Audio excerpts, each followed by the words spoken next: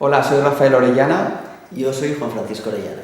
Nuestro despacho, formado por mi hermano y yo, se dedica a la detección de alteraciones en documentos, firmas o manuscritos. Teniendo en cuenta que nos encontramos en la era de Internet, en la que realmente es el canal donde te puedes promocionar adecuadamente, consideramos oportuno poder ofertar nuestros servicios a través de la red. Y hablando de la era de Internet y de las nuevas tecnologías, recuerdo un caso curioso que llegó a nuestro despacho, que era la falsedad de una serie de cheques, creo recordar que eran unos 30 o 40 cheques, en los que se había modificado a través de un programa de tratamiento de imágenes las firmas, modificándolas levemente de un cheque a otro. Esto se pudo detectar a través de nuestro instrumental técnico y de nuestra experiencia.